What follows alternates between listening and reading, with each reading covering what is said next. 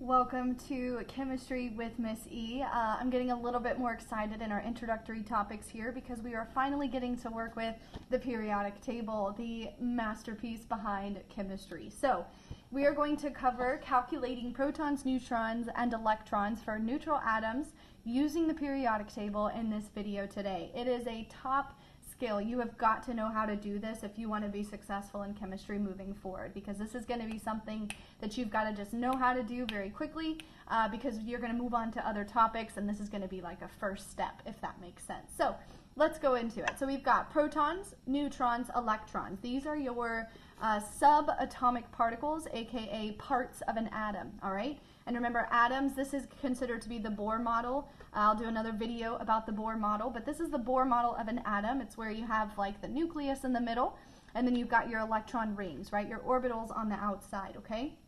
Protons and neutrons are in the center, all right? So protons and neutrons. Let's go into what those are real quick.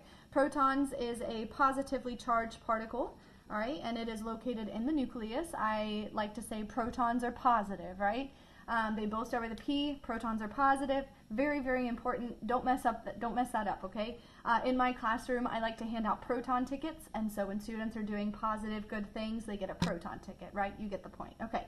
Neutrons are neutrally charged, so they have no charge, basically, okay? So they have like a zero charge, nothing about them. They are heavy, and they're also in the center of the nucleus, okay? Electrons are teeny tiny, barely there particles. They are negatively charged, and they exist in the orbitals outside of the nucleus, okay? So the electrons exist out here, okay? There's a reason to how many can fit on whichever, ring, but we'll get, again, that's a separate video. But just know that protons and neutrons are in the nucleus, okay? And then electrons are on the outside. Protons and neutrons are all according to the mass, okay? If an element has mass, it's because of those protons and neutrons, all right?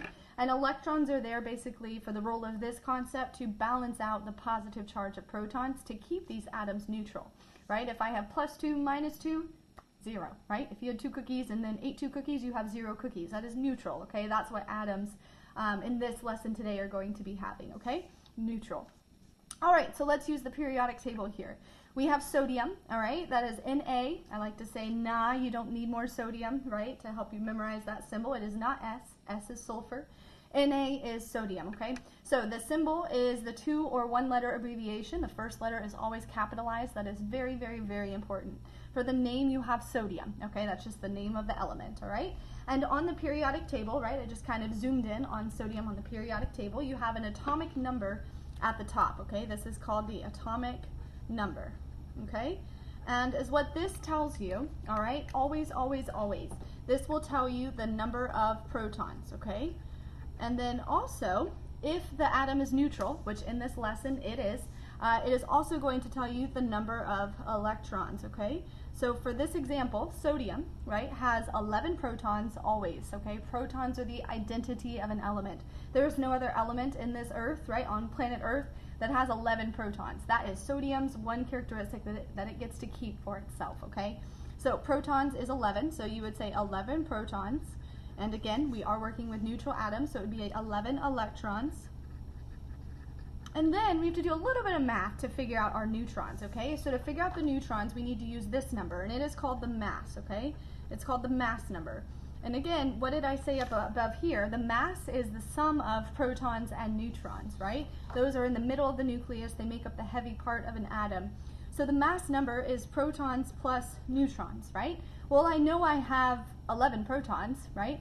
And this number, okay, when you're calculating the number of neutrons, you need to round the mass number, okay? We're not going to have like half of a neutron, okay? So you need to round this to the nearest whole number. 22.99 is obviously going to round to 23, all right? So that means 23 equals my protons, 11, plus my neutrons, okay? This is a quick little subtraction to figure out how many neutrons, so I would subtract 11. So basically 23 minus 11, right? Use the calculator, no shame in the game. You get 12 neutrons, okay? And so then I would say 12 neutrons. Box it, and there's your answer, okay? So let's do another one. Let's pretend that we have chlorine, right? Let's do a chlorine example. So if I find chlorine on the periodic table, that has Cl, right? And it's got a 35.45 mass, and it has an atomic number of 17. All right, so pause real quick and try to figure this out. How many protons, neutrons, and electrons does this chlorine atom have? Okay, pause it, see what you get. All right, hopefully you did this. Let's see, protons, remember that's the identity of an element. That comes from this atomic number. That's going to be 17. Again, this is a neutral atom, so protons and electrons will be the same. And then to figure out neutrons, I need to round this, right? So this is 35.4, okay? Now here's the little comparison. You might have taken the 5, rounded up the 4, which then makes it a 5 to round it to 36. You're doing too much, okay? Just look at that first answer right there, that first number past the decimal, the 10th place, 35.4, that's gonna round down, okay? So it's gonna be 35 minus 17. Again, double check these answers in the calculator. 35 minus 17, you're gonna get 18 neutrons, okay? And so there you go. So 17 protons, 18 neutrons, 17 electrons. We're going to continue on to ions next, but I'll see you on the next one. Bye.